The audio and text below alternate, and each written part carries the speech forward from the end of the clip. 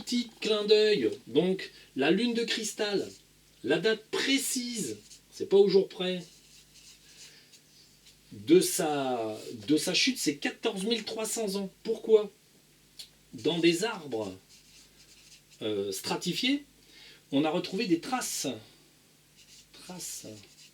de rayonnement intense qui sont dues à la chute de la lune de cristal.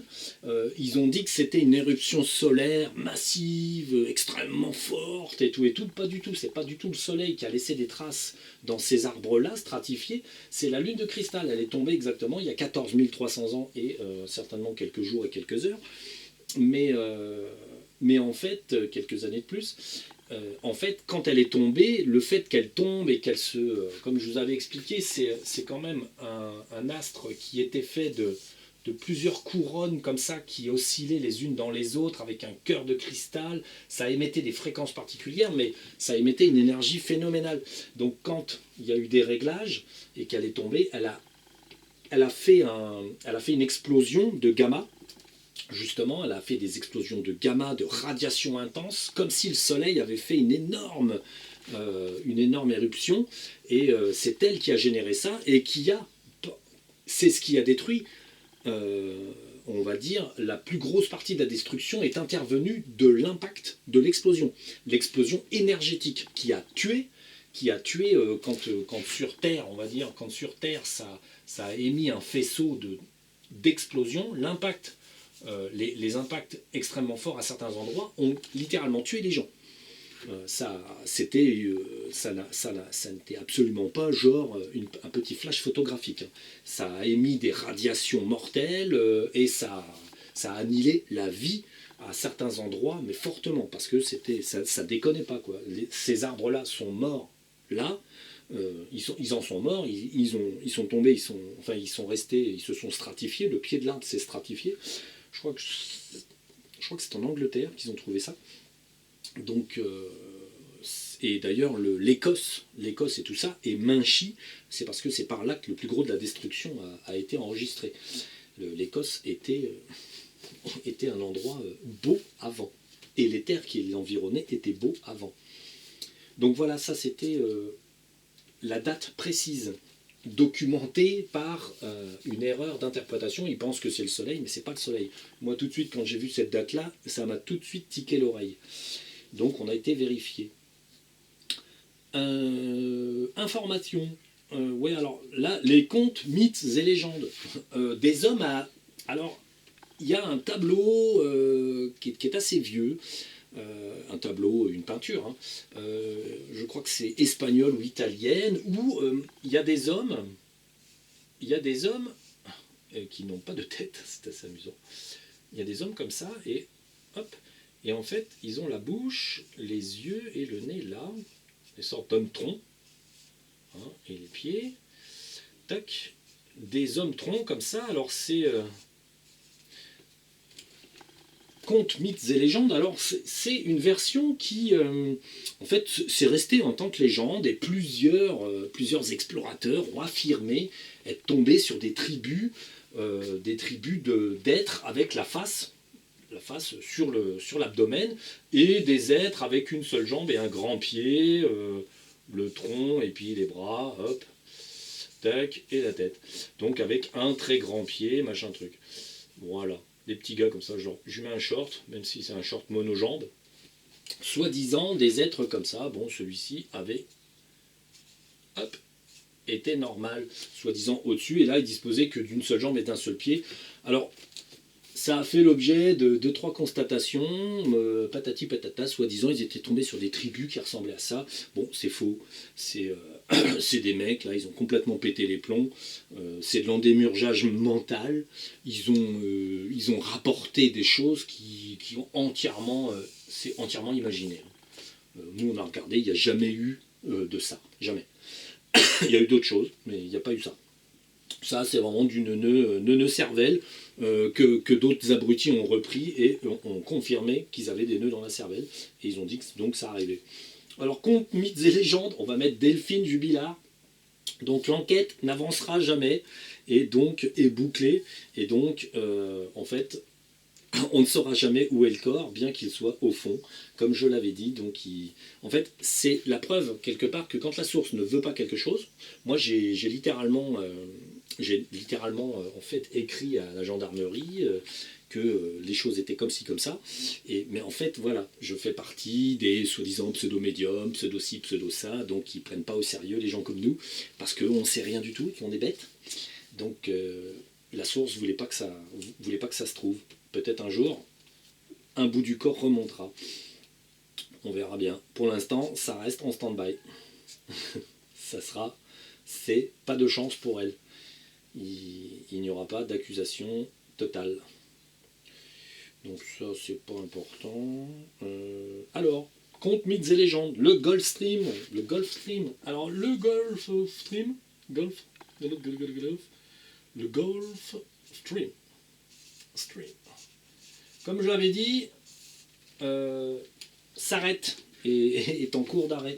Donc là, dernièrement, il y a une étude qui a dit que dans 10 ans, c'est fini. Et je confirme, hein, dans 10 ans, c'est fini, effectivement. Et d'ailleurs, les changements climatiques que nous avons à l'heure actuelle font partie de l'arrêt. Parce que là, ils admettent scientifiquement que le Gulf Stream est en train de s'arrêter. C'est parce qu'il est déjà très arrêté. C'est pour ça qu'on a du temps comme ça. Hein. Le réchauffement climatique, le changement des courants, le temps change très vite. Et ça ne va pas s'arranger, les enfants. Accrochez-vous à vos parapluies, à vos coups de vent et tout ci, tout ça.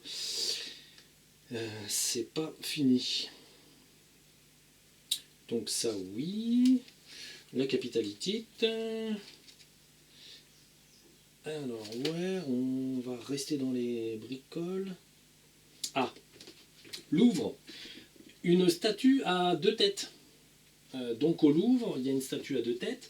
Je ne sais plus comment c'est, mais vous verrez. Alors la statue est, comment dire, est conservée au Louvre. Et si vous vous renseignez sur, dans les contes mythes et légendes, donc statue à 2 têtes. Alors c'est effectivement une peuplade qui existait, qui a été créée pendant l'Atlantide, une expérience idiote des Atlantes sur la fin.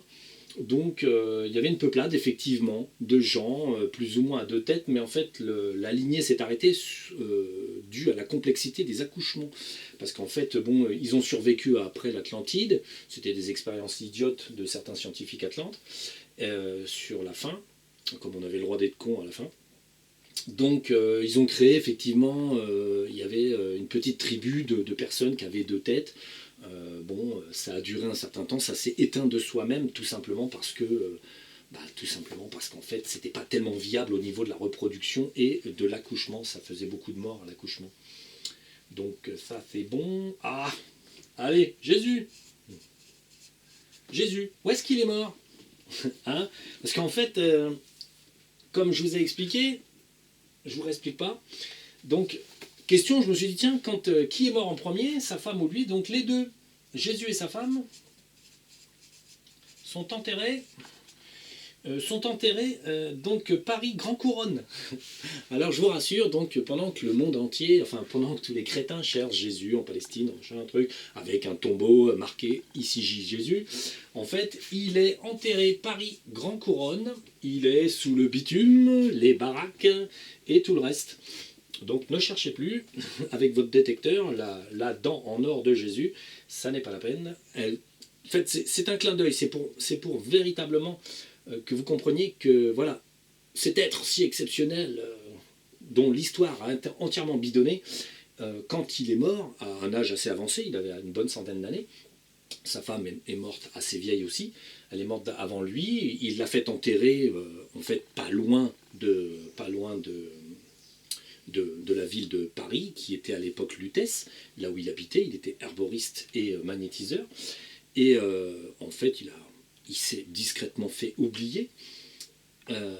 Quand elle est morte, il l'a fait enterrer dans un cimetière d'un petit village où ils allaient. Et en fait, quand lui est mort, on l'a enterré là, sachant qu'il était quelqu'un d'important. Les gens qui l'ont enterré ne se sont pas demandé qui il était. Ils savaient que c'était un jardinier de la terre, ou peu ou prou, des choses comme ça. On était d'accord, c'était quelqu'un de très évolué et une très bonne âme. Mais en fait, aujourd'hui, en fait, son corps, sa dépouille, enfin les restes, entre guillemets, en fait, gisent plusieurs mètres sous terre, sous le bitume, les canalisations et le bordel de la vie moderne. Bien faire comprendre que c'est pas parce que on dit des choses que c'est vrai. Ça, moi je m'en doutais qu'il était quelque part, nulle part, mais bon voilà, c'est juste un détail quoi. Prophétie, oui. Louvre c'est fait. Alors là sur les lieux on doit être bien. Tout ça pour vous montrer la variété de ce que nous explorons. Parce que moi je regarde un petit peu ce que font les autres et j'explore un petit peu pour de vrai, pour de faux, l'ensemble des choses qu'on trouve sur le net. La plupart des archéologies et les grands mythes, contes et légendes, il n'y a pas d'explication. On dit ah oui peut-être. Bon ben, voilà, vous avez le oui ou le non. Alors, mythes, contes et légendes. Il y a assez longtemps, donc il y a 70 ans, il y a 70 ans, il y a une médium qui a canalisé le premier Ashtar.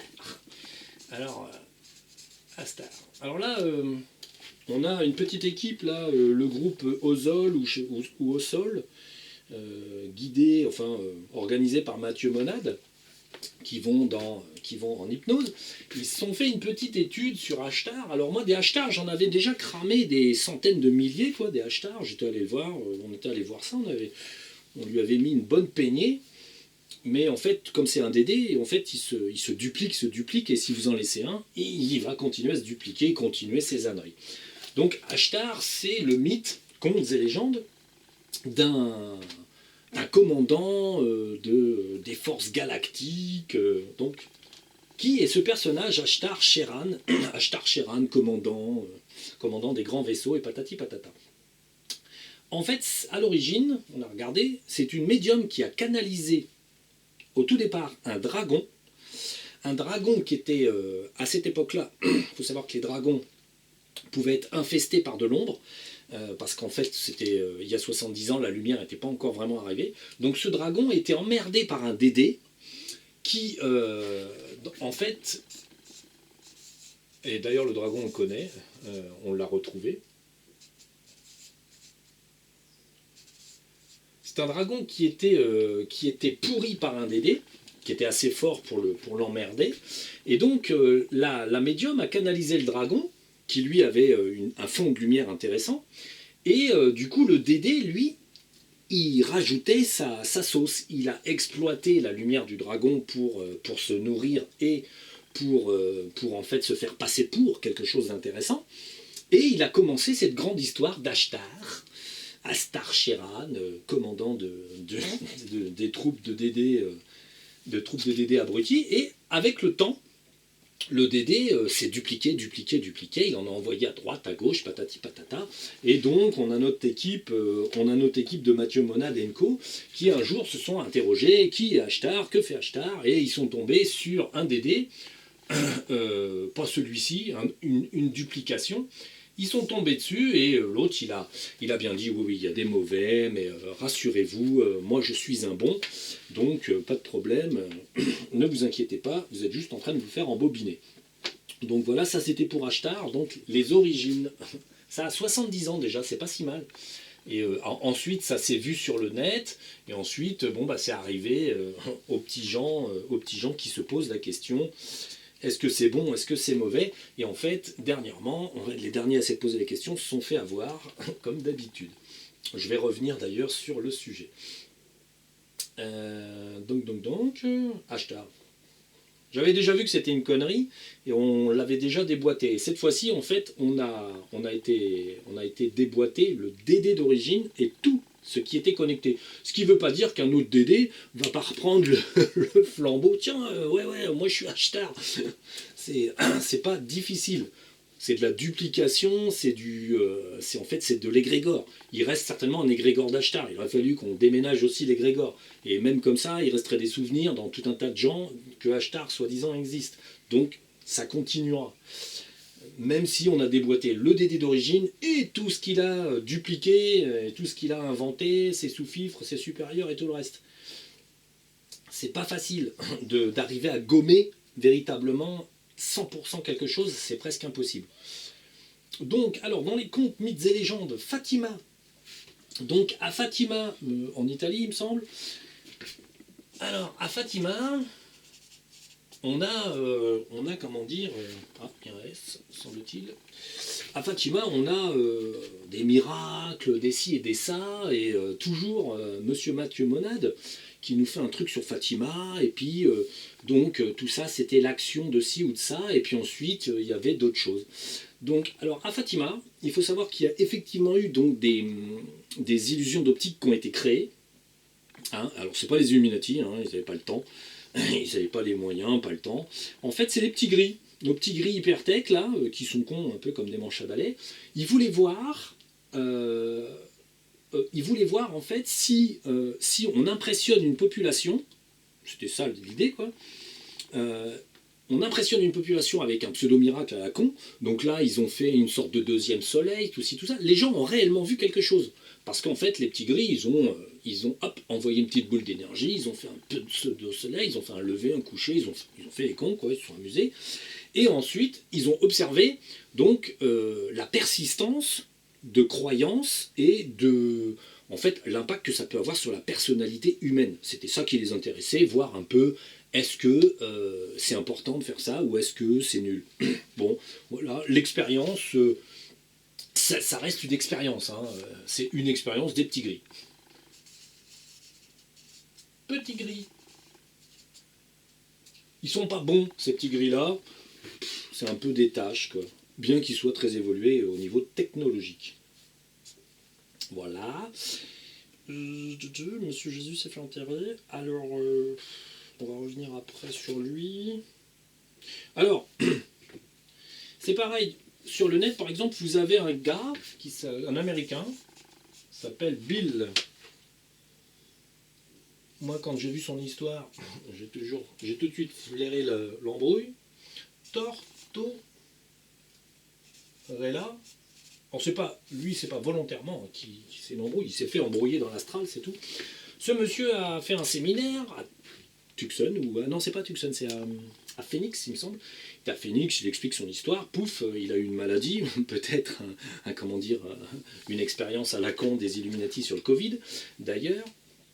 On n'a pas regardé, mais c'était pas loin. Donc, il est mort cliniquement pendant quelques minutes. Et du coup, il s'est retrouvé là-haut, tunnel de lumière, il monte, boum, il tombe sur un guide, 2 guides, 3 guides. Bah, c'est là où je me suis dit, oula. Toi, tu montes, tu me fais 3 guides, carrément. Ah, ça, c'est pas bon. Connaissant le sujet, bon, le gars, il a 3 guides. Ensuite, bon, il y a un guide qui l'emmène dans un hall des souvenirs, il lui fait voir toutes les bonnes choses qu'il a faites. Et puis ensuite, paf, il lui fait voir les mauvaises choses qu'il a faites. Et le gars se met à ressentir, soi-disant, les émotions négatives de sa femme, de sa gosse, de son cousin, parce qu'il les a embêtés, il a mal fait certaines choses. Alors là, déjà, ça, c'est pas du tout comme ça que ça se passe. Donc du coup, je savais déjà qu'on avait affaire à quelque chose de pas bon. Donc on a été voir, lui, bon, effectivement, il est mort. Alors, le petit gars, il meurt, hop, il monte, et ensuite, il arrive dans les abysses. Il arrive dans les abysses, bien sûr. Et en fait, il arrive dans les abysses. Dans les abysses, on met un peu de papier peint au mur. Hein, on ne fait pas voir le décor, pour de vrai. On met de la lumière, hop. Et on met des guides. Alors, c'est 3 guides à lui, effectivement. Hein. Donc, un DD et un DD. Et il lui montre, parce que ça, c'est pas difficile. Comme ils étaient dans les abysses, c'est que la Terre est là. On va dire, il y a un décalage temporel entre les abysses et la Terre. Donc, il le montre dans les abysses et il lui montre genre un peu des trucs sur l'avenir de la Terre, les attentats du World Trade Center, des choses comme ça. Il lui montre 2-3 bricoles et ensuite il l'enfume avec des versions alternatives de ce qui va arriver, donc qui sont parfaitement fausses. Donc lui, qu'est-ce qu'on fait? On l'amène dans les abîmes, on lui bourre le mou. C'est pas difficile. Quand vous avez un être humain sur Terre qui est dans la fréquence 3D, vous êtes en 4D, dans les abysses, vous lui montrez exactement ce que vous voulez. Vous êtes monté de fréquence. Donc forcément, ça a l'air d'être beaucoup plus lumineux. Et en fait, c'est une embrouille. Basique, c'est là où finissent la plupart des morts imminentes. Hein, les gens qui font des morts là et qui restent 2-3 minutes, ou ou 5, 6 minutes, ou 15 même, qui restent de l'autre côté, on peut leur raconter monts et merveilles, et on peut très bien être personne, et enfin que des DD, et leur bourrer le mou. Le but, c'est de faire descendre ensuite quelqu'un qui croit dur comme fer à tout ce qu'il a vu, qui est émerveillé de tout ce qu'il a vu, et ensuite qui raconte sa grande expérience, 99% bidonné par des DD.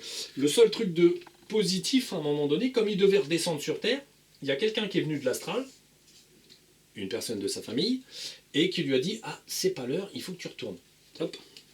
Ça, c'était la seule entité qui venait de l'astral, et non pas des abysses. Pas des abysses d'ailleurs, j'hallucine. C'est pas des abysses, c'est les limbes. Excusez-moi. Hein, ici, donc, les abysses, c'est plutôt des limbes. D'ailleurs, je ne sais plus comment on écrit limbe. Hop. Moi, je ne prête pas attention à l'orthographe parce que c'est pareil, j'ai pas le temps. Donc, il était dans les abysses, effectivement, puisqu'il était dans les limbes. Les limbes étant, on va dire, un endroit où on peut aisément... De toute façon, quand vous ne mourrez pas, vous ne montez pas plus haut que les limbes. Il n'y a rien à faire. De toute façon, vous ne pouvez pas monter dans l'astral des morts et ensuite redescendre.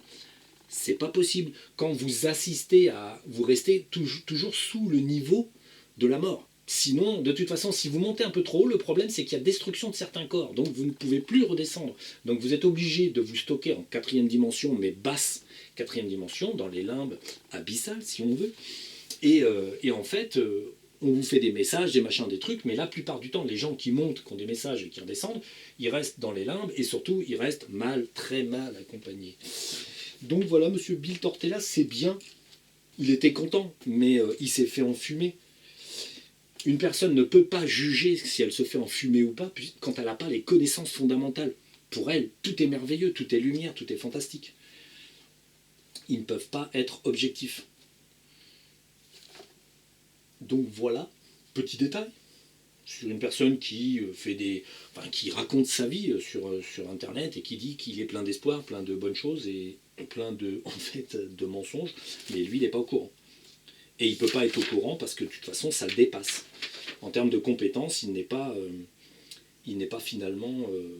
il est exploité pour son innocence et pour le fait qu'il ne peut pas vraiment mesurer ce qui est arrivé. Alors, dans le terme des mesures, on va parler de monsieur Bouddha. Bouddha. Monsieur Bouddha. On va mettre les 2D, sinon on va se faire insulter par Bouddha lui-même. Encore qu'il est en vie aujourd'hui, donc je crois qu'il ne nous en voudra pas. Quelque part, il traîne au Tibet. Donc, monsieur Bouddha, qu'est-ce qui est arrivé? En fait, dans la tradition bouddhiste, on vous dit, et Bouddha, au début, là, quand il est Siddhartha Gautama, qu'il est sous son arbre et qu'il est ascétique, il lutte contre les démons, les machins. On parle d'une grande guerre, il livre une bataille contre les démons, des hordes de démons, patati patata. Oui. Donc, j'en avais pas parlé parce que ça m'avait pas sauté à la tête. Mais en fait, Bouddha, à un moment donné, c'est pour vous situer le niveau, on va dire, véritablement de ce que nous on fait et de ce que lui il a vécu aussi. Bouddha, à un moment donné, se retrouve à essayer d'évoluer. Il veut décorporer, il veut faire des trucs, donc il veut évoluer, donc il veut en découdre. Donc il se concentre sur son grain de riz, sur ci, sur ça, et à un moment donné, il y a une grande bataille. Que se passe-t-il? En fait, Bouddha se trouve en conscience de l'éther, éther astral à peu près, hein, il ne voit pas trop la différence, et il arrive à lutter contre les armées de démons. Et il est aidé. Je crois que dans les textes, c'est dit, il est accompagné, machin truc, et moi c'est vrai que les dragons me l'avaient dit, ils n'avaient fait que 2 nettoyages au point où moi j'ai été nettoyé par les dragons et aidé par eux au départ. Ensuite on s'est débrouillé tout seul parce qu'on a trouvé les ficelles, hein. Mais au départ, les dragons m'avaient dit oui, il n'y a qu'une seule entité qui a subi un nettoyage comme ça, de ce genre, et c'était Bouddha. Donc en fait, Bouddha, lui, à un moment donné, il fait des gros nettoyages et les dragons, sans que lui les identifie, puisqu'il ne les a pas nommés, il n'a pas nommé les dragons, il avait juste des entités de lumière, donc je ne sais pas s'il a dit que des divinités ou quelque chose comme ça l'ont aidé, mais Bouddha en fait fait un gros nettoyage et lutte contre les méchants, les démons, les machins, les trucs. Donc voilà, ça c'est noté. Mais en fait, on va faire une reprise de niveau. En fait, Bouddha nettoie ça. Donc il arrive à un niveau où il nettoie, mais il est, en termes de niveau, il est juste sous le centre de la galaxie. La fontaine du centre de la galaxie, centre de... Là, alors, la fontaine du centre de la galaxie. Il est juste en dessous. Parce qu'à ce niveau-là, il n'est pas encore monté là. Il n'a pas la conscience des dragons. Il arrive juste là. Et en fait, il effectue un gros nettoyage. Les dragons poussent. D'ailleurs, attention, les dragons poussent, mais ont dû gentiment, on va dire, tout jeter dans la fontaine du centre de la galaxie, parce qu'ils sont gentils, mais ils n'ont pas dit. Donc, lui, il pousse, et soi-disant, après, il est top, il est au niveau, il est tout propre, tout nickel, et voilà, il devient le Bouddha. Mais en fait, pour de vrai, Bouddha s'arrête à ce niveau-là, n'a pas conscience des dragons, et n'a pas conscience du centre, enfin de la fontaine du centre de la galaxie. Il n'en parle absolument pas. Il ne parle pas d'un endroit mirobolant dans lequel il est, et il prend son petit bain en se nettoyant les dédés. Il n'en parle pas. Il s'arrête là, juste en dessous. Ce qui lui permet ensuite de faire sa petite vie métaphysique. Il a l'autorisation de décorporer, au contraire dans ce moment, et de cumuler des expériences métaphysiques. Mais il s'arrête ici, juste en dessous de la fontaine du centre de la galaxie. Sachant qu'il y a la fontaine du centre de la galaxie, il y a la fontaine du centre de notre univers, dans laquelle d'ailleurs on avait fait un tour et on trouvait ça assez vide, et en fait c'est normal, puisque l'autre jour là j'y étais, et puis je trouvais ça bizarre que ce soit vide à ce point là. En fait là, entre guillemets, la fontaine du centre de l'univers, quand on y va, nous, même principe, nous entre guillemets on arrive sur cette fréquence là. Donc on arrive sur cette fréquence là, on vient de notre galaxie, de notre petit coin, et en fait on arrive sur cette fréquence là, on regarde, rien, personne. C'est vide. Mais en fait, pour de vrai, la source, ce qu'elle fait, c'est que sur un univers, il y a donc, vous pouvez venir de tout un tas d'autres fréquences, et du coup, vous arrivez là, et vous ne voyez que votre fréquence. Vous êtes isolé dans votre fréquence mentale. Là, j'y suis allé avec quelqu'un un jardinier de la Terre, qui a en elle, puisque c'était des jumeaux, elle a en elle son jumeau, qui lui est décédé il y a longtemps, il y a déjà plus d'un siècle. Et en fait, il l'accompagne en permanence. Et du coup, lui, quand il est arrivé dans la fontaine ici, comme il est mort, et comme il est beaucoup plus libre, en fait, il a pu dire, oui, si, mais je vois qu'il y a d'autres fréquences, et donc d'autres personnes. Et nous, en tant que vivants, la source nous refuse, entre guillemets, le fait de voir que dans la fontaine de l'univers, il y a d'autres gens qui viennent et qui échangent à cet endroit-là, parce que c'est un endroit de lumière, hein, c'est pas juste là pour rien, quoi. Ils viennent, ils se ressourcent et ils échangent avec, on va dire, les gens de grande conscience viennent et échangent entre eux dans leur fréquence. S'ils sont plus évolués, ils ont le droit peut-être de voir la fréquence d'à côté, de discuter avec ceux d'à côté. Là, pour l'instant, la source, elle, nous refuse ces droits, tout simplement parce qu'en fait, c'est une question d'heure, c'est une question de temps. Avant ça, moi je me doutais que c'était bizarre que ce soit vide, parce que celle-ci, parfois des êtres humains, des gens de notre galaxie, en fait, y vont, on voit parfois des petits allers-retours, et puis là c'était bizarre, la fontaine du centre de notre univers, pas un pélo, rien, pas un rade, rien, quoi. Et ça me paraissait un peu curieux. Et en fait, c'est un problème de fréquence et de compartimentation des fréquences. Tout comme les DD sont adaptés à notre fréquence de notre système solaire et ensuite de notre galaxie. Nos DD, si on va quelque part là et qu'il y a un petit DD qui est à côté, s'il appartient à la fréquence de là, on ne le verra pas. C'est pas un de nos DD à nous. C'est pas une fréquence que nous on voit. Donc on ne verra pas le petit DD qui est là, parce que nous on vient de là. Donc on voit les petits DD qui sont sur le chemin, admettons, parce que c'est les nôtres, mais en fait on n'est pas... Tant que la source ne le veut pas, les autres DD ne nous concernent pas. Bon, sachant que les DD sont juste là pour égayer le quotidien des sorties, pour mieux pouvoir leur taper dessus et les faire griller. Et voilà. Au contraire d'ailleurs, ensuite, quand on va à la fontaine de la source du multivers, elle par contre, on voit tout le monde. Là, il y a profusion, il y a un monde dingue, et là par contre on voit tout le monde. Parce que là c'est différent, là c'est plus pour de l'échange et de la conversation, et de l'énergie. Et la source du multivers, là, c'est très différent, c'est vraiment régénération, énergie à fond. Mais là, seuls les grands peuvent y aller. Enfin, très grands, plus grands que là, pour aller là. Bon, en moyenne, quand vous allez là, vous allez là, vous allez là. De toute façon, c'est jardinier de la terre et niveau de ce genre. Mais il peut arriver que par exemple, des Anuakis, des choses comme ça, et le niveau pour arriver là, et le niveau pour arriver là, mais ils sont encore un peu juste pour monter là, quoi. Donc, ça dépend du niveau de perception et d'origine. Dans le cas d'un jardinier de la terre, il peut faire le tour de tout. Dans le cas peut-être d'un net jardinier de la terre en cours d'homologation, on va dire, eh ben, c'est plus difficile peut-être de monter là. Voilà, voilà. Donc petit détail sur Monsieur Bouddha. Bouddha n'a jamais atteint le stade auquel nous on en est. Démurge connaît pas. Bon, il connaît les démons, les machins, trucs, mais Démurge, le Démurge, il n'a pas entendu parler. Les dragons, pas entendu parler. L'évolution au-delà de ça, lui il a été dans l'astral, ensuite l'éther, connaît pas. D'ailleurs connaît toujours pas. À l'heure actuelle, il a des DD, il est encore enfermé. Quand il a fait son nettoyage, il a fait moins de 50% de son nettoyage. Le reste c'est resté là. Parce que le reste, on ne peut l'apurer que là et là. En source du multivers. D'abord, il faut monter en fontaine là, ça en crame. Ensuite, bon, ici, on peut passer, faire la discussion. Et ensuite, il faut monter en source du multivers pour véritablement faire le nettoyage. Bouddha, lui, il arrivait à peu près 50% de son nettoyage et basta, quoi. La source ne l'a pas laissé aller plus loin. C'était pas l'heure, c'était pas l'époque, c'était pas le sujet. Aujourd'hui, le sujet, c'est d'arriver plus loin pour les jardiniers de la Terre. Pour ce qui est des êtres humains qui sont anciens et qui appartiennent à des lignées anciennes qui sont incarnées peut-être depuis 2 milliards et quelques d'années sur Terre, dans des animaux, des choses, des machins et des êtres humains, parce que ça fait un moment que certaines races courent sur la Terre, bien plus longtemps que ce qu'on veut dire. On va dire certains humains sont anciens, mais là, ils vont pas. Là, ils peuvent aller. Là, certainement, peut-être. Donc bon, voilà. Petite précision technique.